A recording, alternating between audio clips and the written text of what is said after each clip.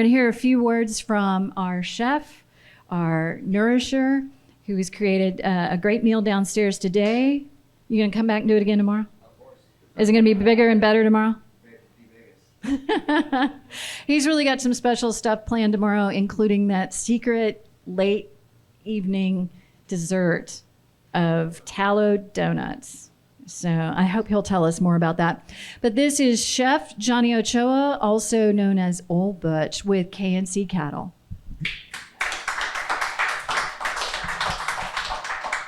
Well, thank you, everyone. Hope everyone enjoyed themselves. If I haven't met you already in the past, my name is Johnny Ochoa.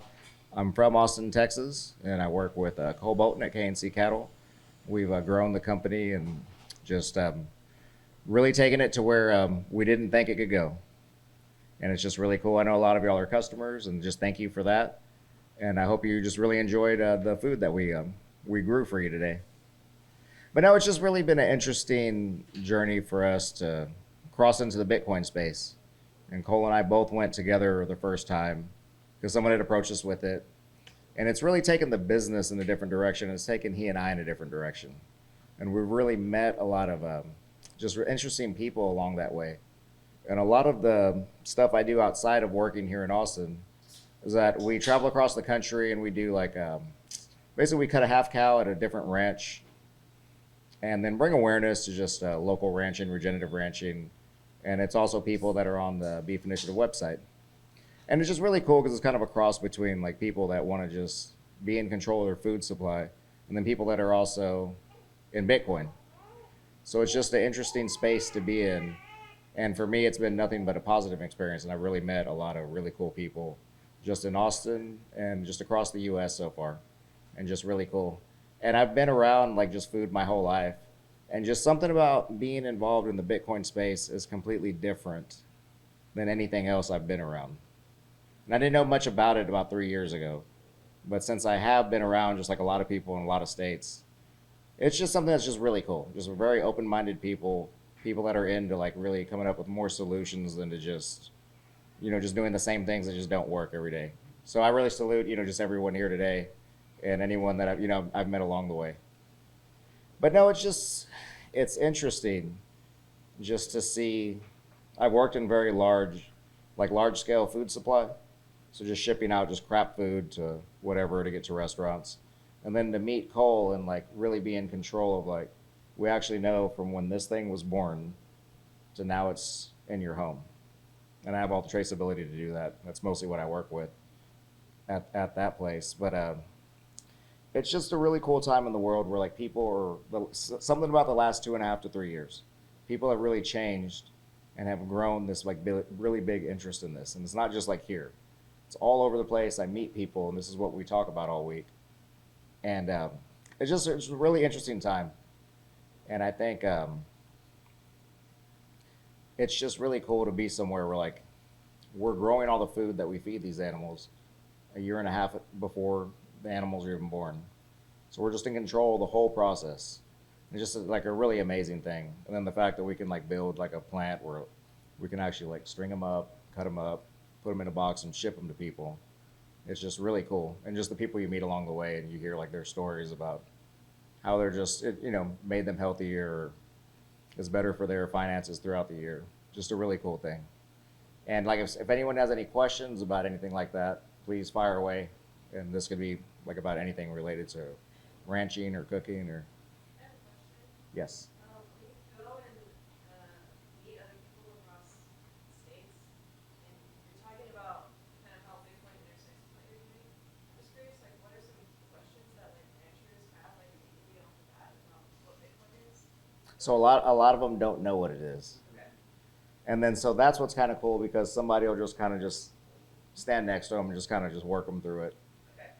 But I think ultimately they get it because what I tell them, I'm like, people, it's not like it's like a fad or anything. Yeah. I was like, and it's, I mean, like, so I live on MLK, close to where Tesla's at. This is how I always explain it to people. I was like, there's an ATM next door to my house at this little Mexican convenience store. Like if somebody were to give you Bitcoin, you could either move it somewhere or you could get, if you needed money, you could get money from it. I was like, so, I mean, if you were to sell whatever your ground beef, for Bitcoin, you could receive funds or move it somewhere. And I think once they figure that out, they're really into it. And that's all I testify to them, is that these people will be more consistent customers than your regular your regular. And I'm telling you this because like I worked at HEB, Whole Foods, everywhere for like 25 years. I know how people shop, and I was just like, this is a consistent crowd, and this is a crowd that's about nourishment. They want to be in control of what's going in their body. You're already doing that, so why not cross that bridge? And I was like, and what is there to really lose, you know? And you can just try things, you know? But yeah, so I have been around a lot of people that didn't have any, like this old man, Jerry, in Redding, California. This is with the Redding Bitcoin group. And they sat him down, like, worked with him all day. And Jerry was on by the end of the day. And like, yeah, and now he's there. So just great for old Jerry in Redding. Another question. You mentioned that the awareness of health or whatever is greatest in the last 3 years. Is that, would you say, due to Bitcoin, or is it COVID, or is everyone just realizing that the food supply is adulterated? Like, what do you really think that's the primary cause? I mean, like the amount of people that have moved here in the last 9 months didn't move here in the last 3 years. So to me, just everything's just fluctuating like just really fast right now on a lot of fronts. And like I'm saying, like I've worked in very large food distribution, international food distribution. I've seen all kinds of like changes. I've never seen anything like this. And of course, like we watch the USDA movement daily, and just we know how it works. And this is to where it's just like changing everything. And just even with like the weather in the last 5 months, this is going to affect the food supply starting in about like the end of, I'm not trying to scare anyone or anything, or like, oh, we're running out of food. But no, just the way the weather's gone is already going to affect the food supply about the end of November into the middle of December, and that's going to offset the spring. And this is with live cattle. Like right now, you cannot buy beets. Like I need to buy 300 pounds of beets. I cannot buy beets right now. And there's restrictions on how much beets can be distributed across the U.S., and all the beets are grown in Canada and Mexico. So it's just, I mean, so even a lot of restaurants, they have a menu. So what there being shortages, and it's not that there's shortages, but there's going to be a short, so they can't just like keep flooding it with the same things. So they kind of like, there's pars for how much of, say like, we'll use beets again. There's pars for how many beets certain cities can get. So all these people that have restaurants, that's why you go to them, they have like, either it's like scratched out or like, oh, we don't have that today. Because it's pointless to have a menu right now because the food supply is so spotty. And with the weather, that hasn't even kicked in yet, so that's coming in like 3 months, and that's going to really change everything. And I don't know if anyone's driven around like the 30 miles around, like 60% of the corn around here just got cut down 3 weeks ago. And it didn't even blossom halfway. It burnt up. And that was just, I mean, that's a lot of corn. And that's never happened. And it also happened throughout the Midwest. So then that ties into like pig feed and a lot of other stuff, vodka, that will make vodka more expensive. You know, it just affects so many things. But I think because of that, that's why you see like just everything is 30% more in the last 4 weeks across the board, anywhere. Because I go to Costco to cross comparison a lot of stuff, because that's a really good place to do it. And the meat has shot up 30% in 6 weeks. But where I was going with this is that I think people see that. They're starting to do their finances and they're like, where is this going? Because I'm not like going on these lavish trips or doing all this stuff, but like I'm losing all this money. And so but what I explain to people, when you're buying, say like beef in bulk, you're adding on to your yearly, you know, how you feed your family. And then that number goes down. But I think that's what I think it is. I think people are just like, yeah, hyperinflation. I mean, what is a good deal? Like nothing is.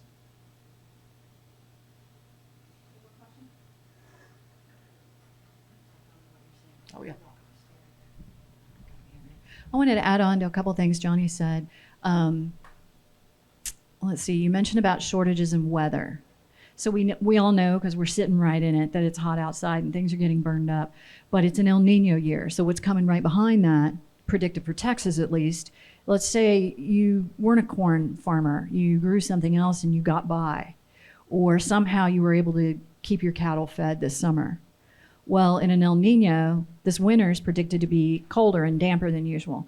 That's going to add to the effects that are already happening to crops and so on. In addition, I don't know how many of you keep up with the news because most of you are working hard, but Yellow Freight is the 6th largest freight carrier in the US. They just went out of business. Now, you may have heard it in the news because their union was like, hey, what happened to my money? But here's the other thing for the average person who doesn't work for Yellow. Yellow, I heard this hearsay, so I don't have an exact data point that I can point to say this is where I get the source from, but Yellow apparently ships more protein in a week than France ships in a month. So if you think about that, and of course that's across the board, that's beef and seafood and chicken and so on. But if they're not able to ship it and they can't find workers, then that's going to further put a damper on the beef industry. So circling it all back together to you, to Bitcoin, and to Johnny, one of the key reasons that you should be looking out for somebody like KNC Cattle or a rancher in your area in Colorado and Rick Ranch, yes, Jason Rick, amazing, tremendous guy. He's just like cold. I just saw Jason on Friday. They are salt of the earth people. But you've got to search them out because it's not only about the nutrition that goes in your body, which is over here. I'm going to do it this way, which is over here on the spectrum. But where does that food that you're putting in your body, where does it start? And you need to go all the way back over here, like he was saying, the food that is planted, the grass that they eat. If they're regenerative, so that's something you need to look for, then the grass is going to be healthier, which is going to be better for the animals, which is going to be better for their biomes, and ultimately the food that you eat. So we got to give kudos to Johnny and to Cole, KNC Cattle, Johnny Ochoa. Thank you so much. And hey, if you guys are in town, y'all are going to be here all week. If you have a few minutes, seriously, 40 minutes from here, we have a processing facility right on the tollway on 130. It's called Hometown Meats in Luling, Texas. This is where we produce all the meat that ships for all the Beef Initiative boxes that go across the U.S. We do all of our processing out of there. But most importantly, we take a lot of people that are local producers right here within 120 miles and put a label that they can resell on it and put them in business. And it's a lot of people that weren't doing that 3 years ago. And we're helping these people do that. And like all these companies like H-E-B, Whole Foods, like they'll be fine. They actually have too many customers. So I mean, the people that want to go there, they can go there. And it's just really important to support these real people like this because they are the backbone of like the agricultural system, like in Texas and in the U.S. And it's just very important to kind of stick to that. And just to kind of speak on that, like I'm from a dairy family in Travis County since probably about like 1840.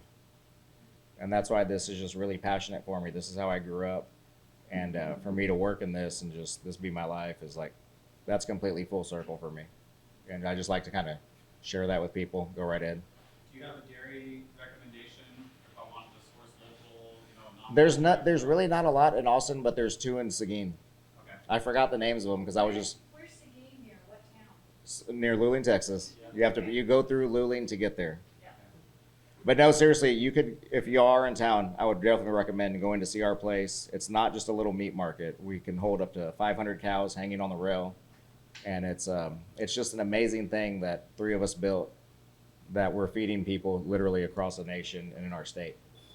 And it's just a really cool thing. You should check out those places, but in Bastrop, there's the Jersey Barnyard, I think, as well. And we source a lot of milk from there. Okay. Oh yeah, they have milk there at the Jersey Barnyard, huh? Oh, okay, cool. That's awesome, yeah. Thank you guys so much.